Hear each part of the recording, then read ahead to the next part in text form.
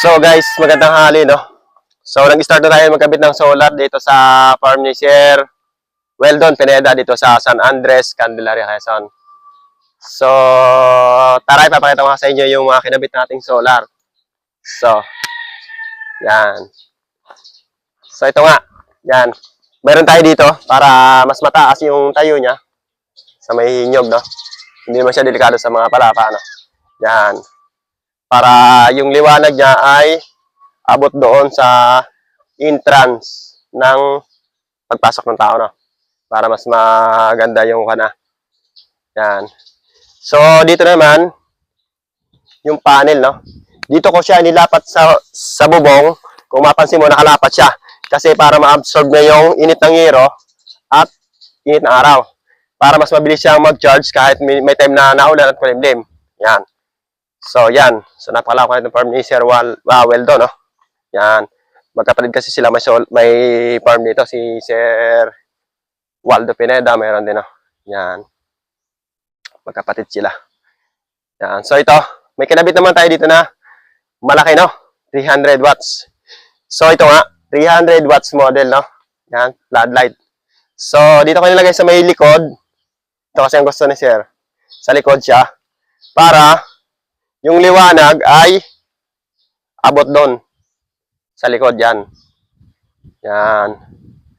Yung side na yan. So, yan. So, may kinabit pa nga tayo dito sa kabilang side. Dito. Mayroon pa doon. Yan doon. So, sobrang init lang.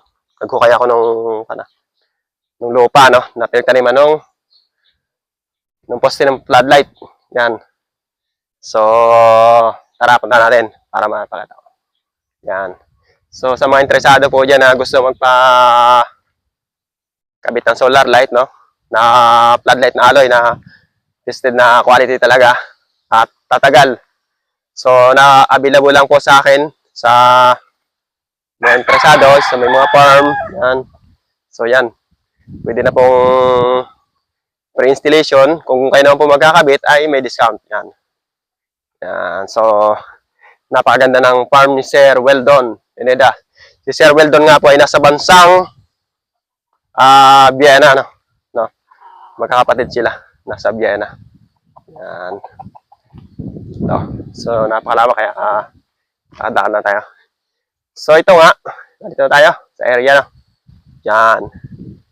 Yan. So, ito siya. Yan. So, kung gumawa yan, yan. Diba? Dali-dali lang, no? Easy-easy, diba? So, yung panel niya sa ibabaw. Ganon. Nakadali yan, no? O. O, diba? Tapos, positubo. Okay ko lang. So, napaka-easy lang. Ganon lang. So, ang tagal mo na. Napapakinabangan yan. Dahil siya ay alloy. So, abot siya dito. Sa area na to. Yung liwanag niya. Diyan. Diyan. So, ito nga ay sample lang ni Sir Weldon. Dahil, siyempre, gusto niyan din malaman kung talagang quality yung ating mga solar, no? So, napakalamig dito sa area niya, no? Dito sa ilalim ng mga puno, no? May area nga lang din na medyo mainit, no? Yan. So, yung ibang solar ni Sir Weldon ay inilipat ko dun sa kuwan kasi naliliman na ng puno. Kaya nilagay ko siya sa naarawan. So, yung isa nga lang niya, hindi ko siya nalipat pa dahil sobrang init. Yan. So, sabi sa akin ng kanyang tao, sila na daw bahala maghukay nung kuwan. Yan. Yan nga.